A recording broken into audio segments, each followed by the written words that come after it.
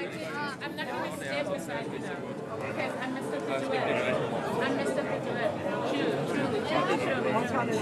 I mean, the truth is, it's better if I stay alone. You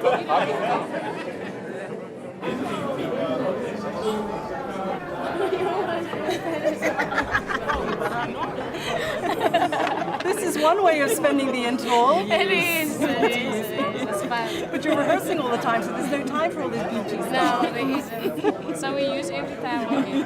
Fantastic solos. Thank you. This scene is amazing when everyone is standing and singing the prayer scene from all over. Wow, you've never heard such loud singers. Loud.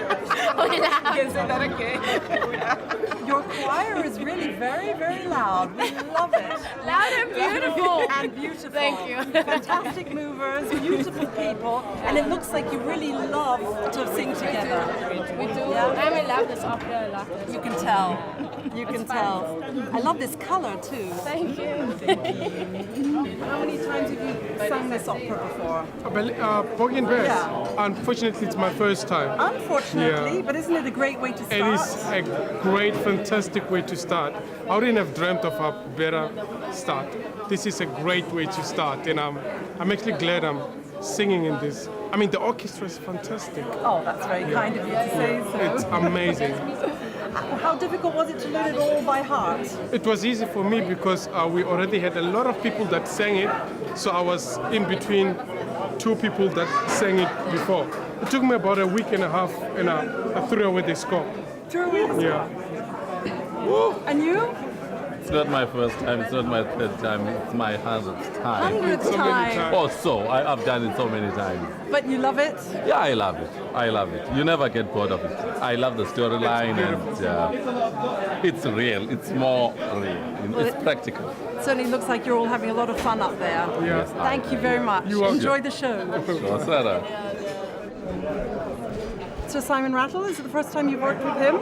Yes, it's my first time. It's my first time. He's so sweet, Shane. Yeah. He's a cool guy. We're lucky to have him.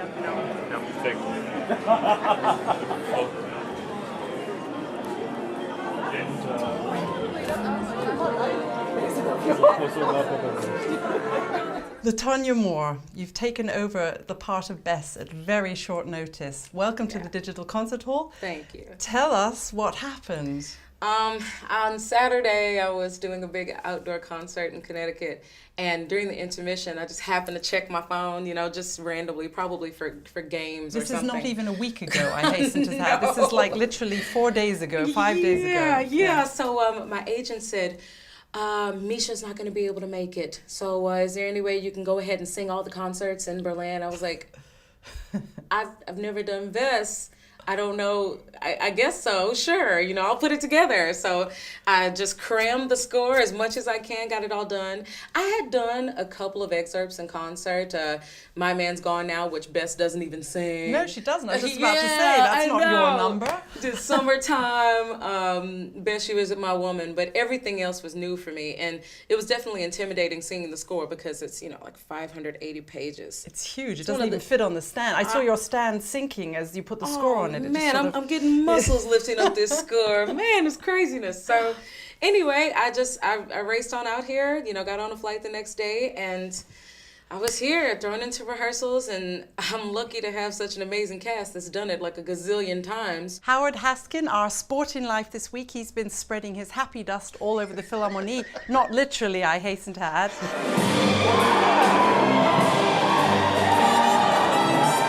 You are such an incredible character on stage.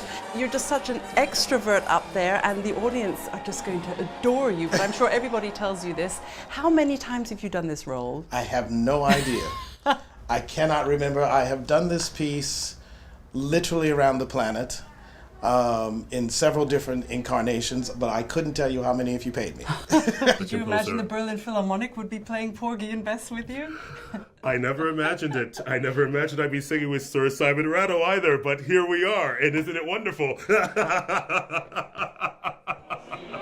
In here we have the Cape Town Opera Chorus warming up. I've never heard such a loud warm-up in my life. It sounds absolutely amazing. Let's have a look. Signora, signore.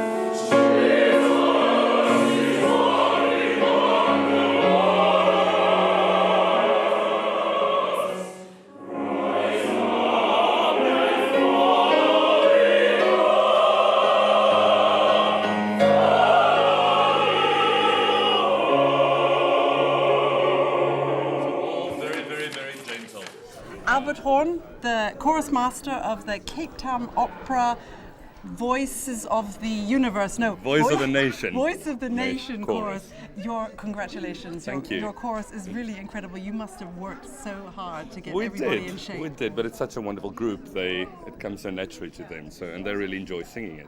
They've sung it before. Have you done this piece with them? We've done many productions of Porgy, but cut version. So this is the first time we're doing the full uncut Porgy and All by Bess. memory? All by memory. And yes. how do you drill that into them? With force and repetition. May I ask you, is it true that some of you don't read music? You learn by ear? Yes. Or, Yes. So how do you learn a part like for Porgy and Bess? You have to learn it all by heart. That you're taught it just by listening?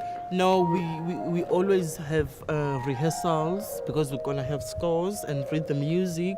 Then we can do the production where we don't use scores. Where you don't so. Yeah. But somebody told me not all of you actually read music.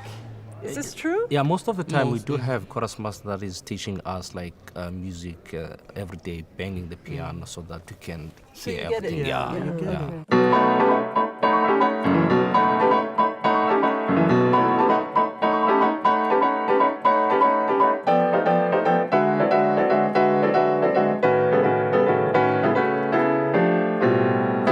My brother was out in the audience and said, "Oh, that pianist, he knows it really well. Who is it?" And I said, "Oh, that's Wayne Marsh." He went, "What?" Well, I love to play the orchestral piano part. I mean, it's a part which I really love very much. And of course, when I conduct it, I mean, I'm always paying great attention to what happens in the piano part. And sometimes I ask for the pianist to improvise, and especially in something like It Ain't Necessarily So. And it's difficult when, of course, the pianist can't improvise. And I just wish that I had the grand piano in front of me to be able to sort of do these little That would be something for your next performance. Now that would next be performance, a hit. yeah. Well, Because you can see, I'm sort of, I play the piano part. I mean, I sort of do it by ear in a way, but I sort of make up bits as well. And Simon said to you, Wayne, just fill in that bit, Fill in this and bit, so yeah. I look in your part and I see nothing, but you're still playing. So, fill in there, yeah. so you just bits. fill it all in. So if we get hopelessly lost, then you're going to take over I'll from just there. fill in the bits, yeah.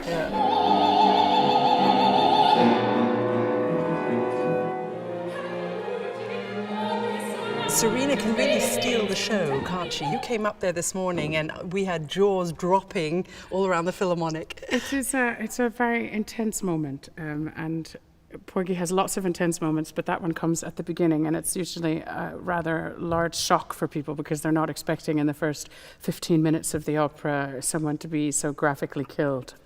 So yes, it can be a rather powerful moment. What an amazing part. Oof, oof. So good. And I like the journey of the character, how she comes in and she's this, stank little floozy and everything, and all, she's with all the guys, and then she does this absolute flip. She really loves him, doesn't she, then? She really falls in love with him. Yeah, she really does fall in love with him. But it's more falling in love with the support. Because, she just needs somebody to support her. She can't be alone. People always sort of boil opera down to good, bad, love, death, war, and there's always lots more to it. And in Porgy and Bess, it's an opera, it's an American opera, but it's still an opera, so it's got all the layers. It's not just boy meets girl, somebody dies, off we go to war. Boarding life in particular is one of the most difficult roles to actually sing. As I've gotten older, with time, I've begun to realize who he really is and what he really is all about. He is, at the end of the day, an actually vicious character. He's not all fun and games. He gives off all that extroverted life and fun and what have you, but he's a cocaine dealer. He's also a pimp, which means that he's literally being about as horrible as you can possibly imagine. With a big smile on his face. With a big smile on his face. And that's something that's very difficult to carry off. It's not as easy as one would think. Cut! Thank you.